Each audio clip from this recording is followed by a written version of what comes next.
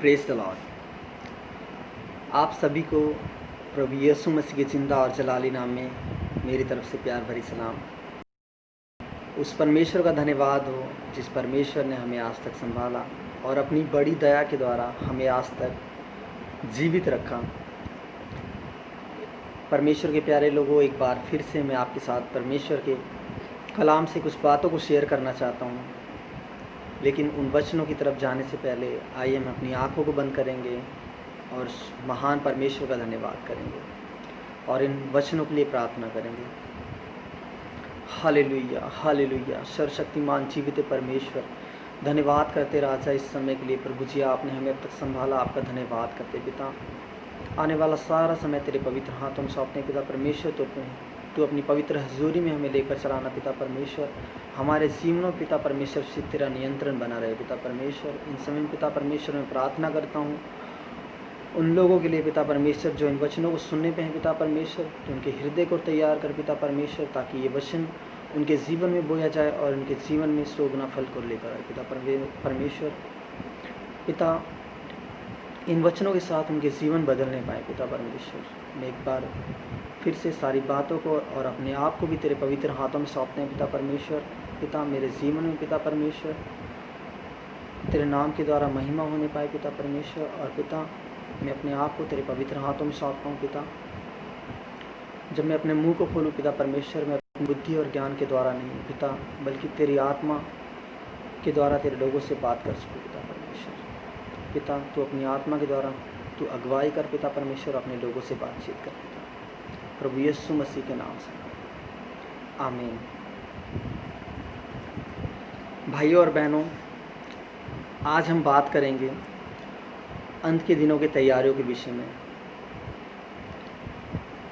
हमें कैसे अंत के दिनों की तैयारियों को करना है और कैसे अपने जीवन को जीना है। परमेश्वर के प्यारे लोगों, आज जिस समय में हम जी रहे हैं, कुछ बातें हैं जो बहुत ज़्यादा सुनने को मिल रही हैं कि दुनिया ख़त्म होने वाली है। ऐसा एक विश्वासी और अविश्वासी दोनों का कहना है।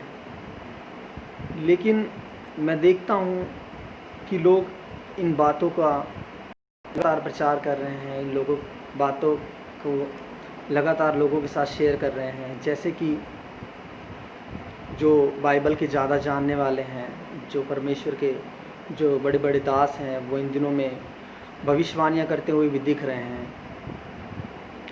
और परमेश्वर के कलाम में जैसा लिखा है वैसा इन दिनों में घटित भी होते दिख रहा है।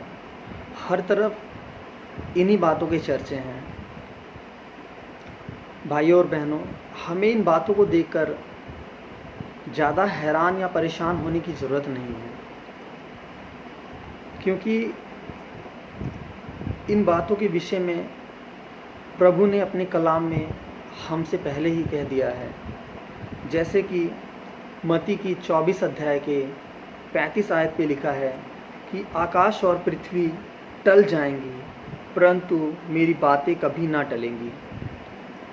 जैसा कि इन दिनों में जो घटित हो रहा है, उन्हें देखकर मैं कई विश्वासियों को भी देखता हूँ, वो परेशान होते हैं कि ऐसा कैसे हो रहा है, क्यों इस दुनिया में ऐसा हो रहा है। बल्कि हमें ये देखना है कि जो परमेश्वर का कलाम, जो परमेश्वर का वचन जो हमें दिया गया है, उसमें इन बातों के विषय में परमेश्वर ने पहले ही कह दिया है कि ये बातें होंगी। और परमेश्वर ने साथ में ये भी कहा है कि आकाश और पृथ्वी टल जाएंगी, लेकिन मेरी बातें कभी ना टलेंगी। भाइयों और बहनों, आज मैं सबसे अहम बात जो मैं आपके साथ साझा करना चाहता हूँ कि हम इन दिनों में देख रहे हैं कि महामारियाँ आ रही हैं, भूकंप आ रहे हैं, या इन दिनों में जो टिड्डियों का हमला हुआ है। हमें इन बातों पर ध्यान देने की ज़रूरत नहीं है। हमारा ध्यान सिर्फ इस बात पे होना चाहिए कि क्या हम तैयार हैं।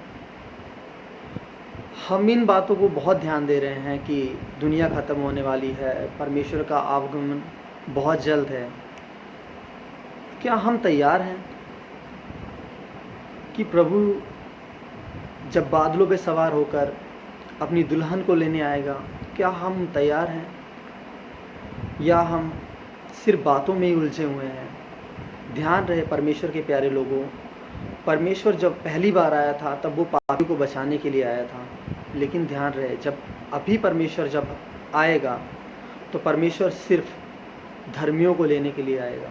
तो ज़रूरी है हमें अपने आप को तैयार करना, हमें अपने आप को वचनों से तैयार करना है, वचनों से हमें अपने आप को सजाना है और हमें तैयारी के लिए किन बातों का ध्यान रखना है। आइए हम परमेश्वर के कलाम से देखते हैं कि परमेश्वर हमें अपने जीवन में किन बातों को लागू करने के लिए कहता है। आइए हम देखते हैं इफिसियों की पत्री 6 अध्याय की 13 आयत में। इसमें लिखा है, इसलिए परमेश्वर के सारे हथियार बांध लो कि तुम बुरे दिन का सामना कर सको और सब कुछ पूरा करके स्थिर रह सको। परमेश्वर का कलाम कहता है कि हमें परमेश्वर के सारे हथियार मतलब उन सभी वचनों को जो आज तक हमारे जीवन में परमेश्वर के लोगों के द्वारा पहुंचा है, हमें उनको अपने जीवन में बांध लेना है, उन्हें अपने जीवन में लागू करना है, ताकि जैसे कि इन दिनों में बुरे दिन हैं और आने वाला समय और बुरा है, तो हमें इन हथियारों के द्वारा हम अपने आप को संभाल पाएंगे। और परमेश्वर का कलाम कहता है कि बुरे दिन का सामना कर सको और सब कुछ पूरा करके स्थिर रह सको, क्योंकि हम परमेश्वर में तभी स्थिर रह सकते हैं जब हमारे पास परमेश्वर का प्रकाशन होगा और उस परमेश्वर का ज्ञान, जो परमेश्वर की बुद्धि, जो परमेश्वर हमें देता है, जो परमेश्वर हमारे साथ अपने वचनों को साझा करता है, अगर हम उसे अपने जीवन में लागू करेंगे और हम उसे अपने जीवन में बांधे रखेंगे, तभी हम इस बुरे दिन में स्थिर रह सकेंगे। और इसके साथ ही हम देखते हैं इफिसियों की पत्री के 6 अध्याय की 17 आयत में परमेश्वर का कलाम कहता है, और उद्धार का तलवार जो परमेश्वर का वचन है ले लो। वचन कहता है कि आत्मा की परमेश्वर के सारे हथियार बांध लो और उद्धार का टॉप और आत्मा की तलवार जो परमेश्वर का वचन है, उसे हमें लेना है अपने जीवन में, ताकि हम उन बुरे दिनों का सामना कर सकें। भाइयों बहनों, हमें अपने आप को वचनों से तैयार करना है और हमें अपने जीवन में क्यों इन वचनों को अपने जीवन में लागू करना है, क्यों हमें इन वचनों को लगातार अपने जीवन में बांधना है, क्यों उद्धार के टोप को और क्यों आत्मा की तलवार को अपने जीवन में हमें पकड़े रहना है। जैसा कि परमेश्वर के कलाम से आइए हम एक वचन को देखते हैं। मत्ती की किताब 24 अध्याय के 42 आयत पे लिखा है कि इसलिए जागते रहो कि तुम नहीं जानते कि तुम्हारा प्रभु किस दिन आएगा। परमेश्वर के प्यारे लोगों, बेशक आज के दिन पे हमें ये मालूम है कि हम अंत के दिनों में जी रहे हैं, या फिर वो बातें घटित हो रही हैं जिन चिन्हों के बारे में परमेश्वर का कलाम हमसे पहले ही कह चुका है। हमें सबसे ज़्यादा इस बात पे जोर देना है कि क्या हम तैयार हैं, कि क्या हमने अपने आप को तैयार कर लिया है। क्या जब प्रभु यीशु जब हमें लेने के लिए आएगा तो क्या हम उसकी आवाज़ को सुन पाएंगे?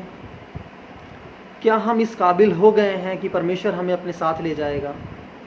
तो इसके लिए ज़रूरी है कि हमें अपने आप को परमेश्वर के वचनों से तैयार करना है।